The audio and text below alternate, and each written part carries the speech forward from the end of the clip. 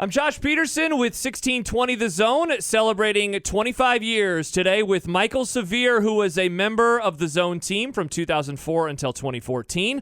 2019 until 2021. He's also still here. He also hosts Big Red Wrap-Up, Let It Fly, and Severe Reaction for 1620 The Zone on Sunday mornings. Michael, welcome back to 1620 The Zone. Thank you very much, Josh.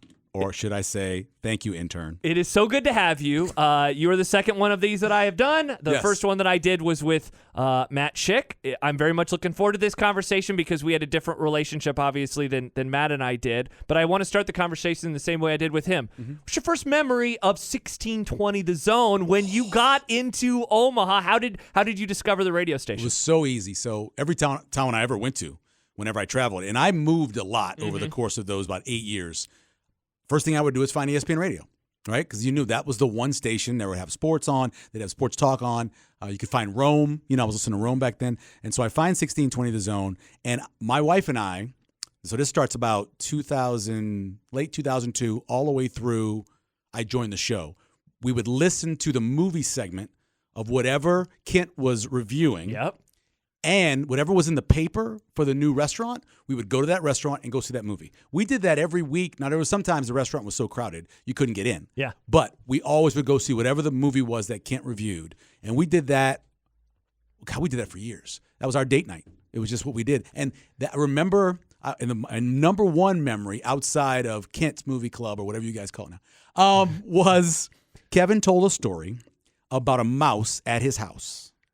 And how his wife was in the kitchen, up on the little median thing, up on top of that, as this mouse was terrorizing everybody in the house. Daughters were running. He was trying to get it. It was a 20-minute story, but it was so well told that I was just captivated by it. And that's the first time I really remember listening to Kevin and going, oh, this guy's really good. He's really entertaining. Interesting. And so your career at that point, as you said, you traveled around the country. Mm-hmm. Did you do radio in college? Is that so? Yeah, I DJ'd FM. Okay. I did FM. I did a couple morning shows. I did the Hump Day morning show on Wednesday mornings. Nice. I was Father Collins. I DJ'd a funk show on the weekend. Only sports I did really outside of I did a lot of TV sports. I anchored. I covered sports. I was a sports reporter for a number of years. The thing I did was when I was in Albuquerque, kind of the same thing happened. They had 1610, the sports animal. And occasionally I would call into that. They let me fill in a couple of times because a friend of mine who worked for the TV station also did radio, kind of like I did here. And so I did a couple times on that. But I had never literally done a show by myself until 3 days after I started and Kevin went on like a 2-week vacation. And so this phone we have now is so much easier. Mm-hmm. We had this phone system that was very complicated on how to bring people up. I didn't know how to get the break. I didn't know how to do anything. And luckily Stacy was here, the then sports sack, and she helped me through it. And then I had so many guest hosts, Scott Frost, just all these different guys coming through. And that got me through it. Aaron Graham, Aaron Taylor. Yeah. So many former Huskers. Matt Berzal. Who was the what? Now Matt wasn't a part of it yet. Oh, you're talking about just in the early I'm talking days, about those 2 weeks. Okay, that's what Neil scheduled. Was it 10? Was it 10 co-hosts? Do you think that you had over the course of those 2 weeks, or do you think you repeated? Well, Scott with did anybody? 2 days. Okay, Scott did 2 days because he was really trying to figure out what he was going to do. Sure, yeah. That was 04. He had done some stuff in 03 for the bowl game when they had the coaching change. Then he had done a few more things where he was GAing, I believe, at Kansas State. Yeah. So he was trying to figure out what he was going to do, and he really thought about maybe doing radio. So we brought him on, and we did 2 days with him. Who was the wide receiver for Nebraska that owned the bar in Lincoln, got in trouble? Yeah. And now he is a youth coach, and his name's escaped me, but he was Lance Brown. Okay. Lance Brown did a couple of days. Backflip Lance. Yes, Lance did a couple of days as well. Wow. Yeah, man, it really was a whirlwind because remember, I was going to work at about 3:30 in the morning at Channel 7. I would leave Channel 7 usually about 11:30, noon, once I get my story put together and everything. Sometimes I had to stay in court late because I was the court reporter. And then I would go home, eat something, maybe take a little nap, and then come in and do 3 to 6 back then. So it was crazy. And then we went to the point where we got earlier in the morning show. We backed up till 2:30 in the morning, and we went then for, 4? Then we went 2 to 6. Yeah. Because Stephen A. got his own show. and we're like, we cannot put Stephen A. on this show. I remember this that. I think station. I was in college for that time because it was like you were almost discussing it on air. Like, look, we're not going to do this. So we were going to be on from 2 to 6, and that ended up being, I think, the 2007 season, which is kind of perfect that you went for 4 hours. Well, hold on. By the way, during that 2007 season, we started at 1 o'clock for 2 of the shows, Oklahoma State and also Kansas. Yeah. We started at 1 p.m. live at DJ's on that Monday after both of those horrific losses. And you had a few of those over the years, right? Wasn't there like the 2005 loss to Kansas, which was the first loss since the 60s? Mm-hmm. Didn't you? You've told a story to me before about like how you called Kevin, like, Kevin, we have Iowa to. State. Was that the Iowa windy, State the windy game in 04? Okay. And I didn't have a cell phone. Yeah. And so we stopped at the payphone. I call Kevin. I go, because the game wasn't on TV or whatever, and I said, Kevin, that game was, we have to, because Callahan had they called a penalty, and he accepted the penalty, which burned more time on the clock. He tried throwing the ball the whole first half, and it was so windy, and we got to talk about it. So we went on early, but that was 2. That was it to too. 6. Yeah. And then, in 07 year, a couple times we went on at 1 o'clock. Incredible. Yeah. So let's go back to when you joined the Zone. So you mentioned you get to Omaha. Yeah. Like a lot of us back in, it's just such a different time, right? Where you get into town. But I still do that. I still find the sports talk radio station, and so that's what you were doing. You enjoy this story about a mouse in Kevin's house, and so he's on your radar. Yep. Bob Bruce leaves. There is a 6-month period where Kevin is running through a bunch of co-hosts. When does this job come on your radar as something that you could do on a regular basis, but also still work with KETV in the mornings? So I was listening to Kevin. I listened to him do the show, and I heard a bunch of the people trying out. They had the guy who was the take writer for Rome, Pete Thompson, who was a TV guy who now is up in Philadelphia, New Jersey area. He tried out. Neil did the show with him for a couple of days. Wow. The voice of God was doing the show with him. And so I was listening through all that, so I knew what was going on. And they called over to Channel 7 and talked to John Oakey. And they asked John, being that John was the morning guy and he had the afternoons free, would he do it? But John had 2 sons who were coming up into their teenage years. Actually, they probably were like their 10, 11, 12 years. And he's like, well, I got that, my stuff at the church, so he couldn't do it. What about Severe? He's a sports guy. He could do it. And so Neil called me, brought me in. I did like a half an hour in his office where he just asked me a bunch of questions about steroids in baseball and all kind of stuff. So we finished that, and then I did an hour on the air with Kevin. And I've racked my brain. I don't remember what we talked about for that hour. I have no idea what we talked about. I just remembered having the conversation and thinking, this guy's a little quirky. And we were opposite in everything. Everything. I had, at that point in my life, traveled a ton. Kevin had pretty much been here for the most part, besides Holyoke, Colorado, wherever he was born. So other than that, we were opposite. So opposite that I love sour candy. Kevin loves hot tamales, which is farther apart as anything. So I remember that being opposite. And then about a week later, they called me and offered me the job. Wow. And that was it. And it was just random. I wasn't looking for it. I was playing golf in a golf league twice a week. Tuesdays and Thursday evenings, I was playing golf, which was awesome. I was getting better at playing golf. That ended when I started doing the radio show.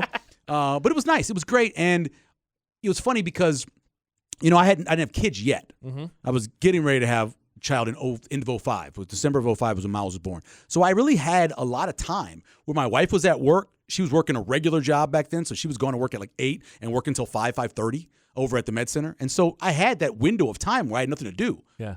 It was perfect. It was absolute perfect. That job came along at the perfect time in my life. What do you remember about those early days in terms of your relationship with Kevin, trying to form and trying to find that chemistry on and off the air? It was a little hard. I grew up with a lot of women. My mom raised me for most of my life, a lot of sisters. And so I had this thing where I did not like to see women get yelled at. I didn't appreciate it, right? I couldn't deal with it. And Kevin would yell at Stacy occasionally. And whether she deserved it or not, that's not a point. But I took that poorly. And so, there were times where we didn't get along great, Kevin and I. That was the one time where I said, look, I don't need this job. I can go just do my job and sleep in the afternoon. I don't have to worry about doing this. And I was like ready to quit because it was just a weird situation. And right after that, I'll never forget this. So, I'm a football guy, right? Yep. Kevin, baseball is what I always thought Kevin as being his favorite sport, right? Because of the Cubs. And we started doing, and this is 05 by now, we started doing football every day. Mm-hmm. Every day we did a football topic. Now, I don't know if you know this. Did you ever see how Kevin put together his sheet? Yes. Okay, so for people who didn't know, in the right-hand corner, he would put notes. Yeah. So it'd be topic ideas. And at the end of the day, if you didn't get to it, he would literally rip that piece off and tape it to the next sheet. Yeah. And we would go through the topics. He would not tell me any of the topics. All I knew were the guests. That was it. I walked in, and he just sent me stuff, and I just talked about it, which worked really well. And we started doing football every day, and then along with Bill Callahan, as Steve Sipple would say, coach of University of Nebraska, we got in a rhythm because of that. I think Callahan doing football every day, and just getting to know each other better and appreciating each other. I think one of the things that you mentioned you were opposites. One of the things that you are very much alike, though, is in your preparation. Was that something that you maybe recognized in each other of like, okay, we're both putting in a lot of work, and so there's going to be an appreciation from each side? I learned that from Kevin. I, as a live TV reporter for, 16 years, there wasn't a lot of prep. You could do a story for the day before and put it together, but many times when you walked in, it was breaking news. You were just going out and learning and reporting. And so that's the person I had become, and that's what I was. When I got here and I watched Kevin, not just prep for the show, but prep for UNO football, that also kind of brought us closer. I would go and sit in the booth and listen to him do games. And then, of course, the College World Series started, and I would go listen to him do games then. But that kind of, I think, brought us a little closer together. But I learned preparation from Kevin. I'd never met anyone who did it that way because I'd never been in that medium. Watching Kevin prep is how I learned how to prep. Interesting. What was it like prepping, and this is more of a me kind of nerdy question, prepping for sports radio in 2004 versus today? It's obviously much different because of the internet. How would you say it's the same, and how would you say it's different? Well, the two things that you wanted to get done was you wanted to have people email you or call the text line. I mean, those you wanted. Yeah, did people call you, right? I love the old commercial. They had an old commercial where it's, see it tonight, read it tomorrow, hear it now on the radio. And, it was the immediacy of people calling. If they missed the show, they missed the show. Yeah. People would take notes on some of the message boards, Husker Power Hour and all those, and they would take notes on there about the show. But if you didn't hear the show, you didn't hear the show. Nowadays, of course, with podcasts and everything, the hardest prep part is that it's so easy to find information now. There literally were times where, and I have still some of these, I had an NBA book, I had a football book, I had a baseball book where I went in there and looked up stuff to be able to use on the show.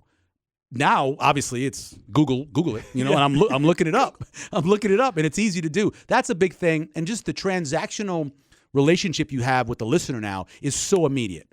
They're immediately tweeting back to you, opposed to sending you an email and you checking the emails, printing the email out so you could read it's so completely different. When I came up, so I started in TV news in 1995.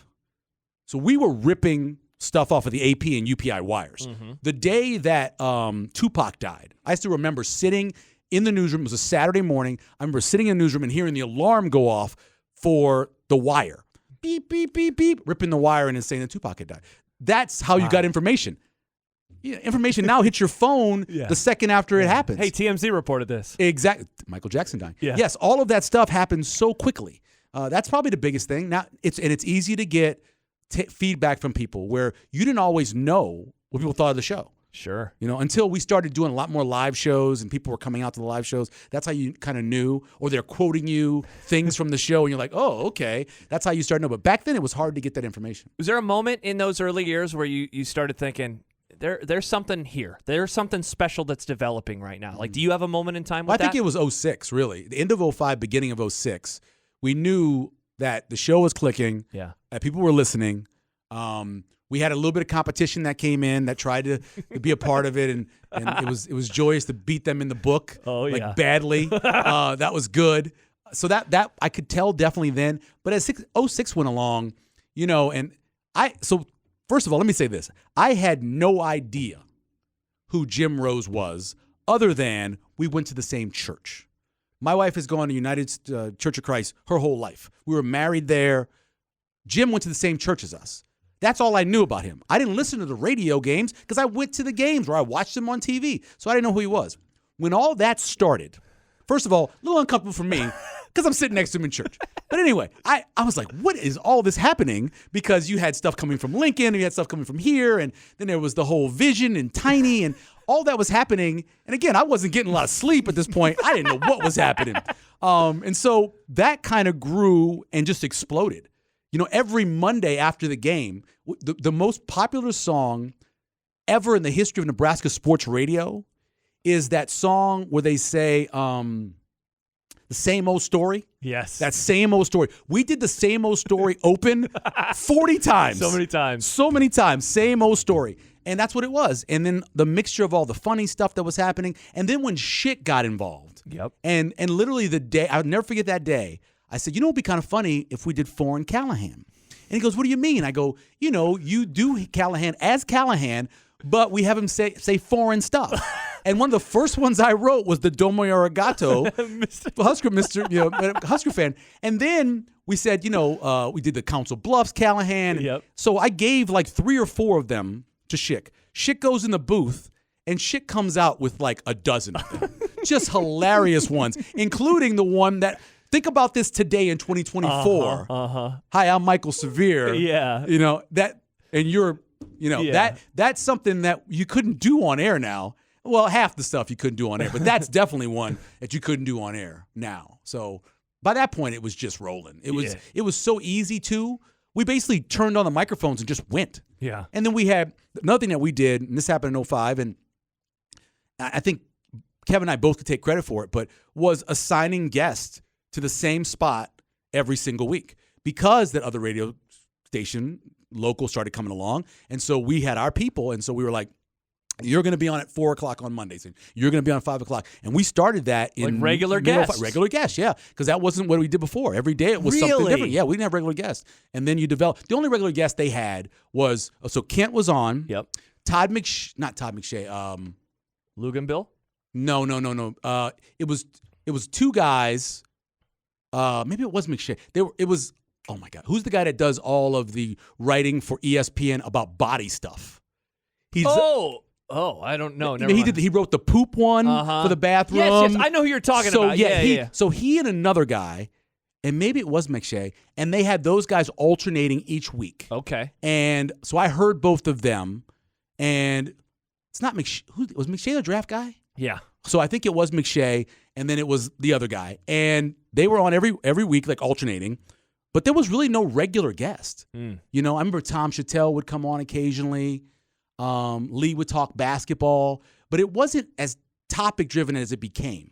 And the football part of it, we needed to talk football. That was where I was most comfortable. It's what I love the most, and I always believe that's what people want to hear about. You can talk football constantly, and we started doing that, and it started rolling then. I wanted to ask you about that, about like you come into this show, Kevin's been on it for a few years, and like what you want to do and trying to put your fingerprints on things, but maybe not overstepping any boundaries. What was that kind of give and take like for you? And what, was that, again, another one of those things where it just kind of clicked into itself? Because I think you've told me before, like, they used to talk a lot of different sports in the Kevin and Bob days, and once it was you, it was really heavy into football. Fleming is the guy's name. Okay, Fleming. His first name, but Fleming was the other guy. Yeah, they did.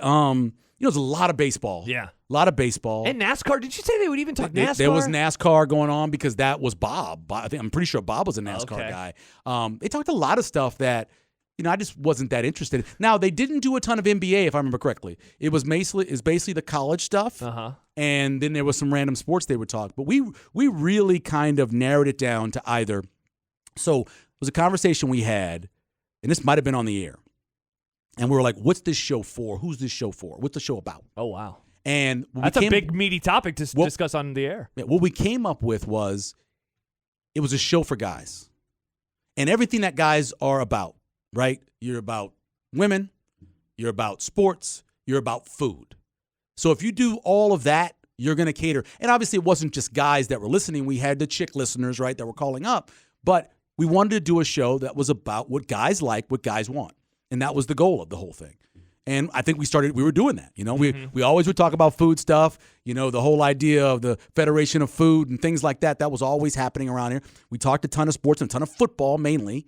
And we would have, chick stuff too. We had the girl of the something of the week. I can't remember what the Babe of the Week. Babe of the Week. Thank you very much. We had the Babe of the Week. We had a bunch of stuff like that. And it was good. And I think in general, if you ask people, they laughed the majority of the show. And then they got a lot of information, too. They got a lot of information about the Huskers. Yeah. And that's all they want, I think. I was listening a little bit at the end of high school. I got into it around 05, 06. I'd listen with my dad. And then when I started driving, I would listen to it. I'd get in my car after school, and that was when you guys were on from 3 to 6. I got out at 2:50, so it was like, sweet, I'd listen to the show. Yeah.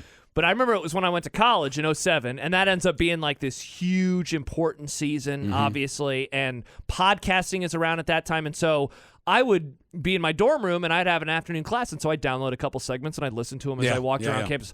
What do you think of first when you think of that 2007 season? Because it was just, we've gotten so used to losing around here that at that time it was still this like wild, wild thing. Like there was a black shirt roundtable at some point that year, right? The black shirt roundtable started the season. So there's a lot into it, but by far it's the bowl game of nowhere. Yeah. The idea behind that was, Nebraska's not going to a bowl game. I know they hadn't gone in 04, but this was really serious. You're talking about an 05 year where you're close. You beat Michigan to end it. 06, you go to Kansas City. You're a Maurice Purify fumble in the first series of the game from really winning that game, in my opinion, or 1 or 2 more miles an hour on Zach Taylor's fastball. Yeah. And you win that, and you're going to play TCU or whoever else in the BCS game. And so 07 had a lot of anticipation, a lot of it. Now, there was a lot of debating about that season, too. Before the season, during fall camp, they let me go down there and do stuff for Channel 7. Here's how it worked. I could be at practice, but the camera had to face away from practice. I faced practice. And I watched Joe Gans versus Sam Keller. And I told Kevin, I said, it's not even close. Joe's much better. He's like, well, Sam's starting. They made a deal with his dad. I'm like, that's fine. Joe Gans is the guy. So we go into the season with that. All that happens in the season. The USC game, they put everything into it. Yeah. It goes badly. Nothing goes well. But the bowl game of nowhere, when we're sitting there talking about what we could do, and we're like, well, let's do that. Let's have them against another team who's gone to so many bowl games but not going. That's Notre Dame. Now, I knew nothing about video games, but back then on Big Red Wrap-Up, they would do a game simulation. I'd watch it. I knew how to do it. I think that was PlayStation 1, I think. And so he does a simulation with Nebraska playing Notre Dame. And by the way, he didn't put anything in there. Just so happened that Nebraska won by a field goal. He didn't do anything, I swear. And we advertised it that week. It's going to be fun. I even told the folks at Channel 7, I go, we're doing this thing at DJ's, 114th and Dodge. You guys should come out. And we get out there, and when we get there, usually about 45 minutes before the show, place is packed. We walk in, and Sonny says to me, we're in trouble. We're running out of beer. And I'm like, what? They open up the piano room, which was on the backside, so they could have people in there. It's jam-packed. And people are watching this video game, the bowl game of nowhere. They're watching it on the screen, and they're just, every time something happens, they're like, yay! Doing the song for Nebraska touchdowns in a video game.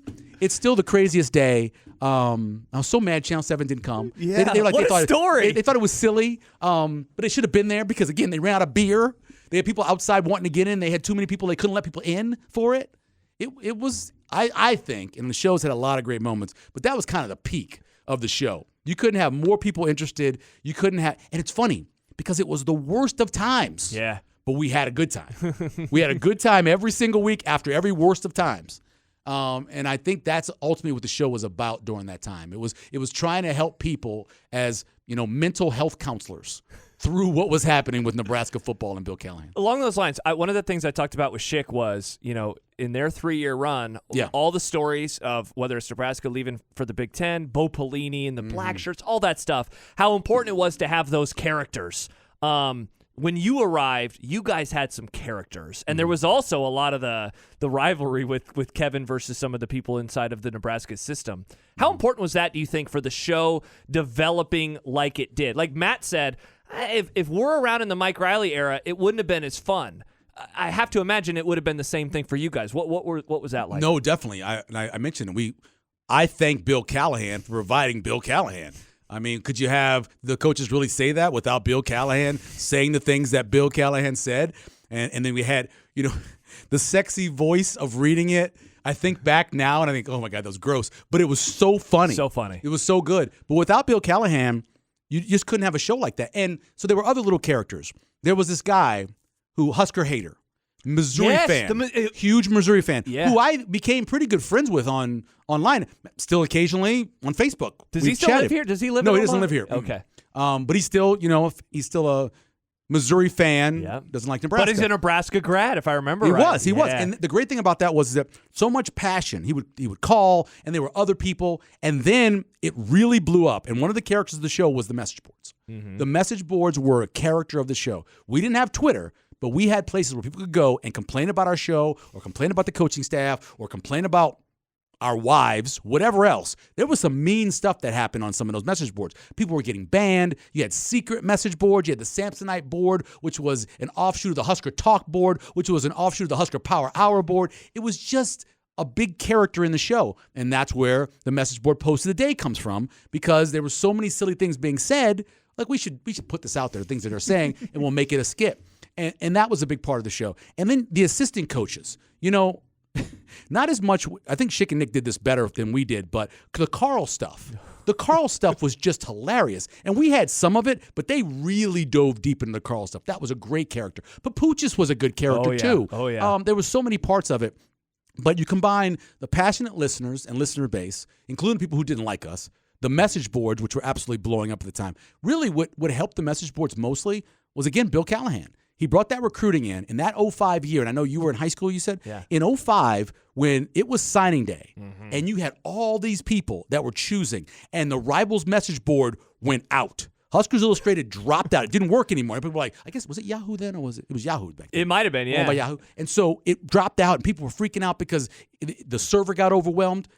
That was all Bill Callahan because of how he was recruiting. And it continued like that and got bigger and bigger and bigger to even now. I mean, it's a big money-making enterprise of having On3 and all the other ones. But I'd say those are the biggest characters. It was the people who hated us, the message boards, and then all the coaches that came along. And then Bo, I was telling this to one of the young kids that sits next to me during the games. I was trying to tell him how every week it was something. Oh, like always. Every week it was the next biggest story. And like, if you had somebody writing the script, they couldn't have done it. They couldn't have written that day where on a Saturday Nebraska blows a lead, and this is with me and John at this point, where Nebraska blows a lead at UCLA. Tommy Frazier gets on Twitter and says something.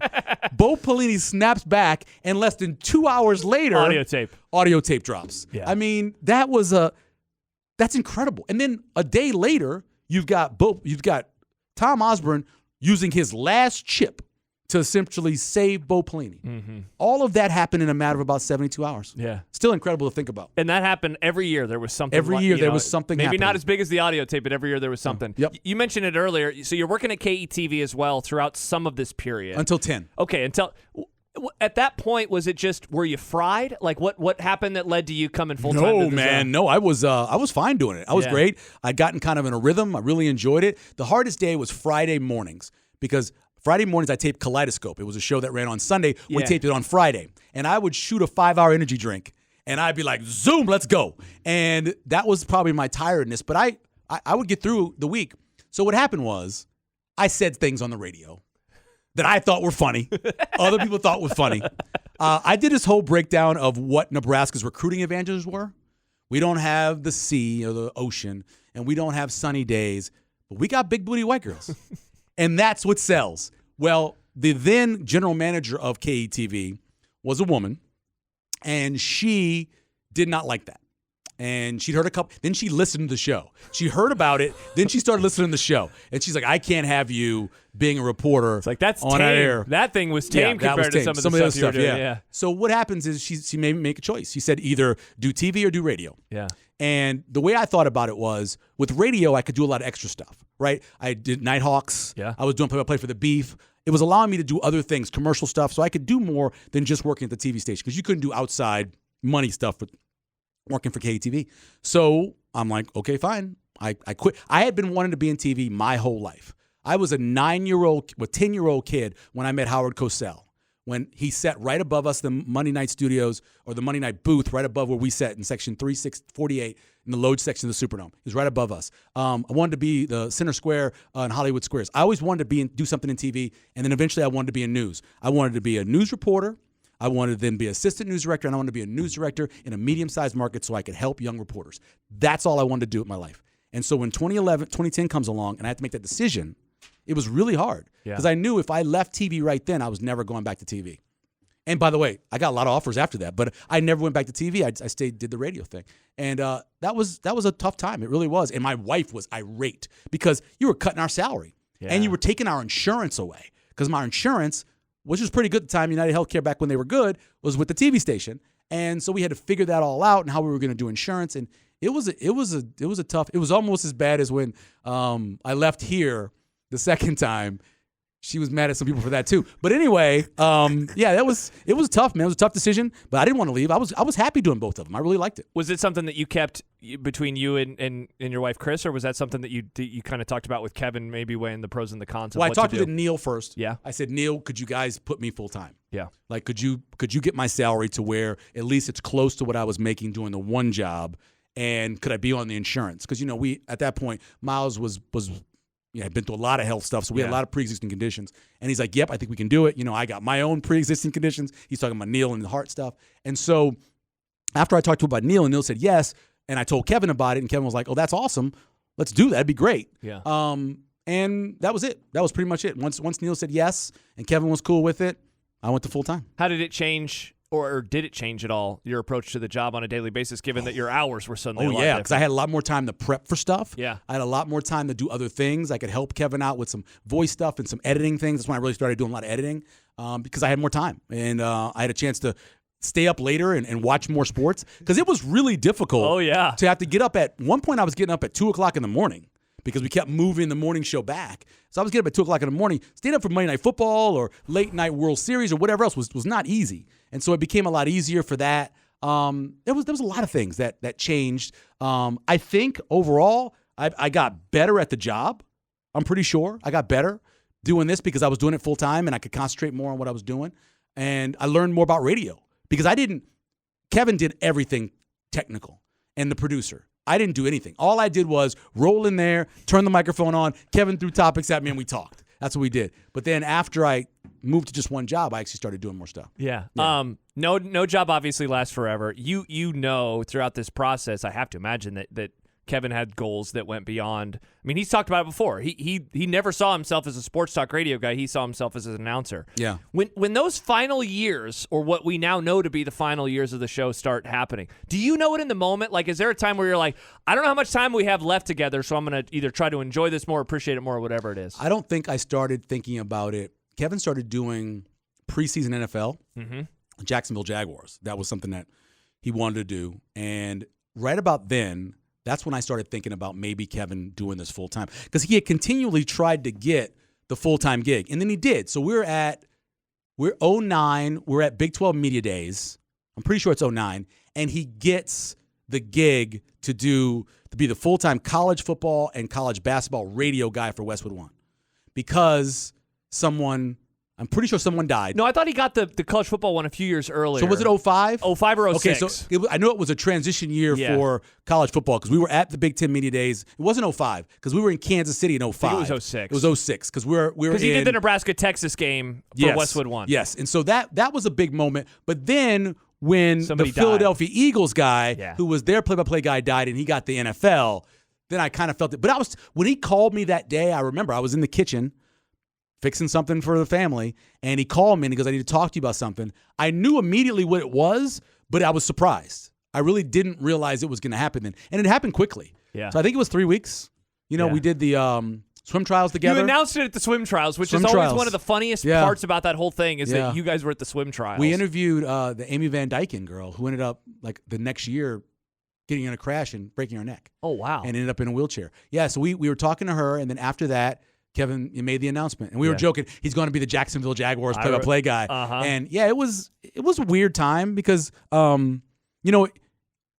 the time I thought, okay, the show's going to go on, it's going to be the same thing, but it was really different. And working with John was great, but it was really different, and I didn't realize how different it was going to be until it happened. Yeah, I should have anticipated it probably, but I didn't. But it was tough. It was an emotional thing. That last day, we had on one of the professors from the university. Rick Alloway called in. Bob called in. We had Bob on. We had the guy who was owner of Lancers. He called in. A lot of people call in. Jed did a poem. Yep. And Jed didn't realize when he was recording the poem that you could stop and just start from where you were. And he kept starting over. And after about 20 minutes, I'm like, what are you doing in there? And he keeps starting over from the beginning. Anyway, so yeah, it was an emotional day. I remember Kevin and I have never really touched each other. Wouldn't even shake hands. You hugged though afterwards, we hugged, right? Yeah, I remember that was the first time we ever hugged in the parking lot. And that was it. And he went on to do great, be great. And then I went with John, and John and I were together for 2 full years.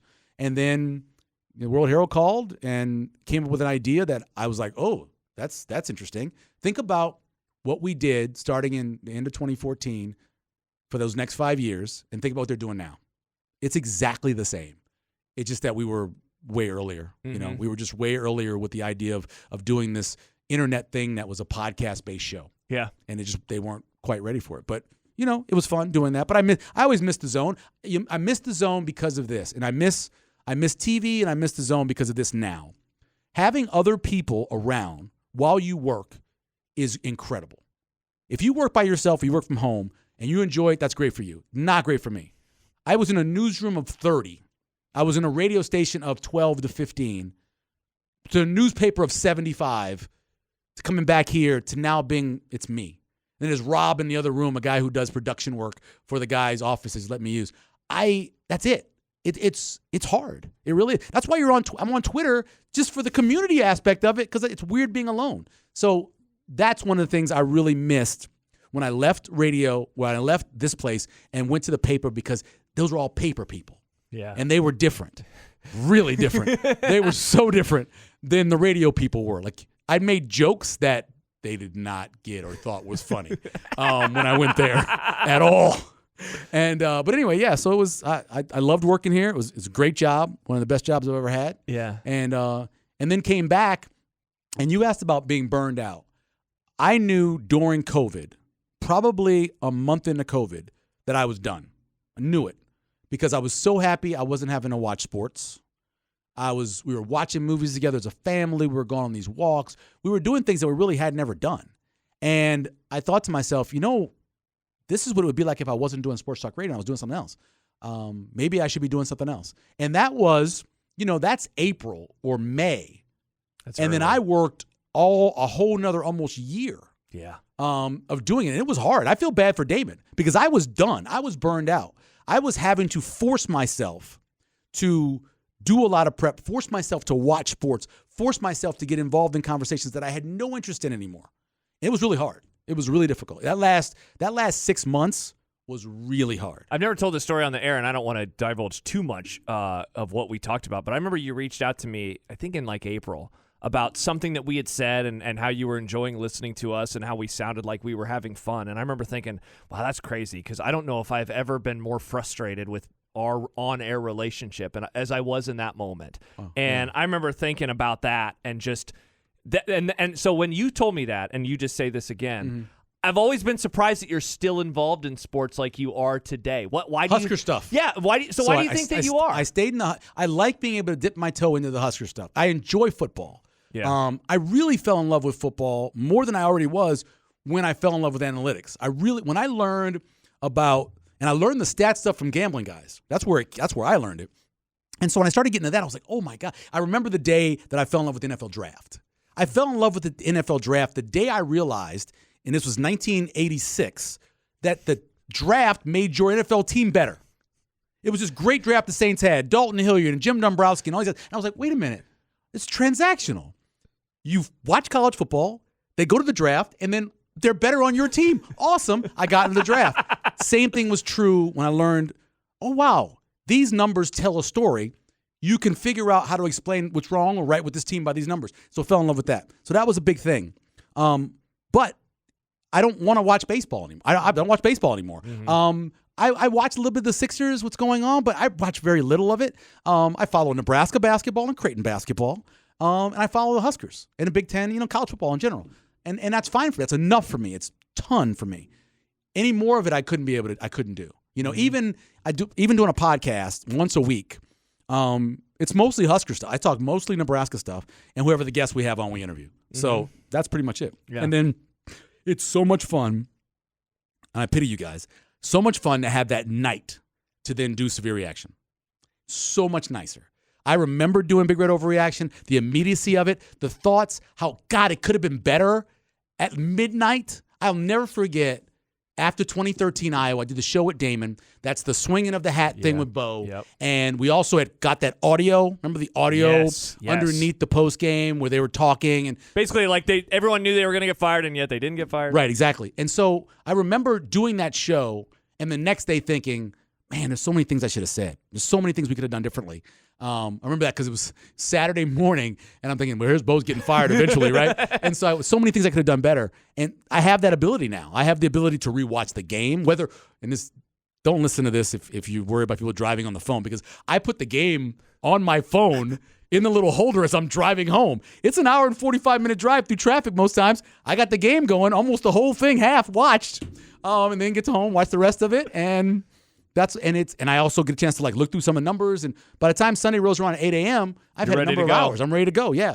Unlike turn the microphone right when the game is over and react to it, which is great, and it's great for the fans, hearing them, but I like doing it this way a lot better. Yeah. You mentioned John earlier. I wanted to ask you a little bit, because everyone always probably wants to talk to you about the Kevin and Michael era, but the John and Michael era, it's obviously much shorter. Yeah.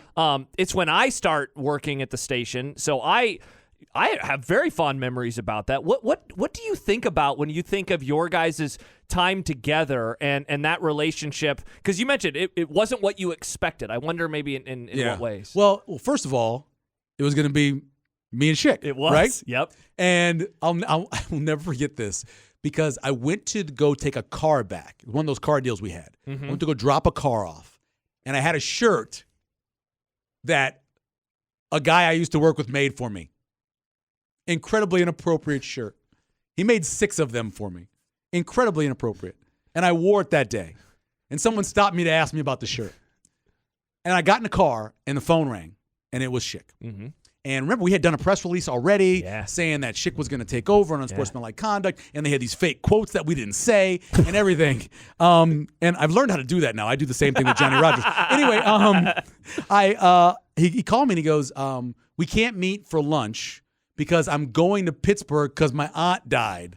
Aunt Kathy, something, passed away. I'm like, oh, that sucks. So that's back up. That's not true. We were actually having lunch at DJ's when he told me that. He called me to tell me that that wasn't true and that he had gone to Charlotte for the interview when I was sitting in the parking lot at the car place. And I said, was it in Bristol, or is it in Charlotte? And he says in Charlotte. I was like, you got to take that. Yeah. Because everything I'd heard about Bristol, it just crushes people. I'd worked with a guy in New Orleans. He was my first, when I was interning there, he was my first boss. And he had gone there and been there for 2 years, and it destroyed him. And I'd heard that people had gone there, and it just wears you out being in Bristol. Back then, it was really competitive. I said, but Charlotte's awesome, dude. North Carolina's cool. You're going to love that. You're going to be away from the bosses in Charlotte. It's a great idea. And probably the next day, he called me to tell me that he was taking the gig. Yeah. And then, of course, from there, and remember, we'd already had the Jason Peter thing happen and calling up. It was a lot of stuff happening. You want to talk about someone who is not in the business and then was, and then seeing all this stuff unfold. Like, it was a wild time for just watching it. It was. From a distance, it was crazy. Yeah. Everything was happening. And the nutty part about it was we had no idea where we were going after Schick said no. Mm-hmm. Really, we didn't. And I remember sitting in the parking lot here talking with John on the phone and asking him if he would do it. And at that point, he said they had conversations, he and Chris, about moving here. With her job or whatever else, it was a possibility.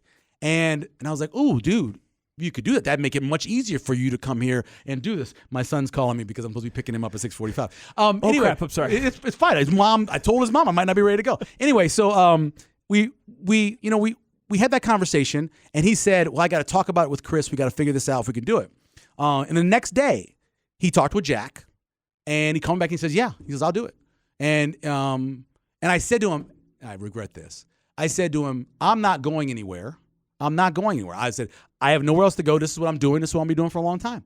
And I wouldn't have left. Literally, the managing editor of the newspaper was my next door neighbor. And for 2 years, he kept offering me jobs, all kinds of jobs. He wanted me to be the food writer. I'm not a writer. He wanted me to do all this stuff. And finally, he comes up with this idea. He tells me, Boston is doing internet radio. And it was right when they had the thing that happened at the Boston Marathon.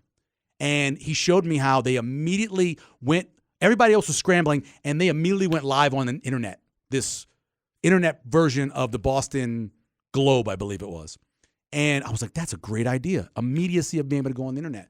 So I talked to him for about 3 or 4 weeks with it, and I said, you know what? It's something new. Why not take a shot? But that was something really different. It is. That pulled me away, or we'd have stayed doing it forever. We probably would still be doing it. Probably. Who knows where the hell I would be? Exactly. It's always would be producer. I hope not. It's always so funny for me because, like, on one hand, I'm very, very sad that I only had a few years to work with you in the end, like, you know, on a day-to-day basis. On the other, like, it allowed me to have the career that I've had. Oh, so yeah, it's like, you know. yeah. And I remember having the conversation with John because they were trying out, talking about other people that might be getting the job, and I was like, it just makes sense to go to Josh because you were part of. It's like the what's the dragon show called again? House of the Dragon? No, or first Game one. of Thrones. So Game of Thrones. You're part of this family, you know? And so this king hands down to this. And that's what it was. It was just a part of the family. You know, what happened with John had worked with Kevin in college, and it was just this little family. So it made sense to just go to you. It just made sense. And that's what I thought. Do you regret leaving it all? There were a couple of times where I regretted leaving. And again, it was because I missed the family of the Zone and all the things that were a part of that. And I did miss that because it was just me. You know, it was me, and originally it was my first producer who thought at one point that Rutger was the singular of Rutgers. Great guy, R.I.P. He's since passed away, but great guy. And then I got Sasha there, and so it was me and Sasha. But it still was me as the sports guy. I had to do everything, come up with ideas and all kinds of stuff. And it wasn't easy to do it by yourself. A 4-hour radio show. 4-hour show by yourself. Lots of guests on, and it was great having people I could just grab out of the newsroom for big breaking news stories. But it was different. It was just so different. I wasn't a part of a family. I was more of a solo person. And so that was hard, and I missed that. But I don't regret doing that. Leaving's different than doing that. I learned a lot. I learned how to host a show. I really learned how to host a show when I did that. I could have not come back and been kind of the pseudo number one with Severe and Benning if I hadn't done that, because I wasn't ready for that when I left you the first time, because it was Kevin and then it was John. They were number ones. And so that helped me out a lot. But in the end, I do wonder what would have happened if John and I would have stayed together for longer, because I think we were kind of hitting a pretty good groove, and I think it would have just gotten better. Now, Grumpy John weighs on you occasionally. I don't know what you're talking about. Grumpy John is a little difficult to deal with occasionally. Look, I portray a grumpy guy. He is a grumpy guy for real life. And so that was a little difficult, but no, the show was fun. We had a good time. I think we ended up having pretty good chemistry at a point. And you know, that sometimes you have to move on and try other things so you can learn exactly what you miss or what you need to have. So, yeah. A couple more, and I asked Matt both of these, and so I want to finish up with this with you. I asked him about those 3 years. Was that his favorite job, the most fun job that he's ever had? Were those glory years with Kevin? Is that like your favorite time working as an adult? No. It was really great. Yeah. But I have to go back. So my job worked at the pizza place. I worked at a pizza place. You've talked about this before. I worked at a times. pizza place in Houston. It was Regis Pizza. There were 3 or 4 locations, and that was the most fun I ever had. Yeah. The pizza place, especially back then, was just like you'd see if there was a TV show about it. There were quirky characters. There was crazy inner office relationships happening. There were crazy things happening when you would deliver a pizza. It was just the nuttiest time. And I had a blast. Always had cash. It'd be 2 o'clock in the morning, we would leave and go to this pool hall that was open till 5, and we would drink and we would shoot pool and we'd spend all our tips.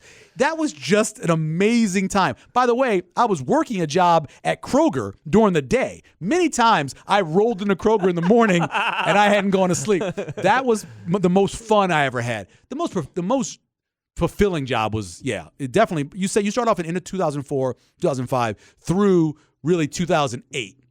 Those years were incredible because so much. I always tell you, I would love for somebody to do something, and I know this is kind of getting done a little bit, but go back and just examine those weeks. Like, here's week 6 of the 2006 season. Here's what happened. And young people be like, what? Yeah. That happened? How did that happen? And I think that would be pretty cool because it was every single week. It was an absolute adventure. You did not know what was happening.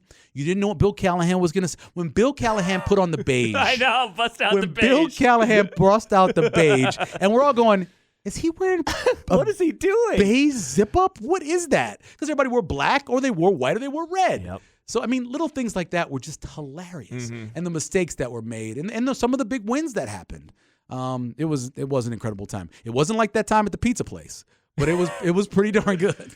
So the other thing that I asked him about was just that time for the Zone, especially when him and Nick were also on, and when you consider where you all have gone in your career since then and some of the things that you have done. And he talked about like that competition level where it's like you're on the same team, but you're always kind of pushing each other. I wonder if you could speak to that, just those years and to see what has happened since then.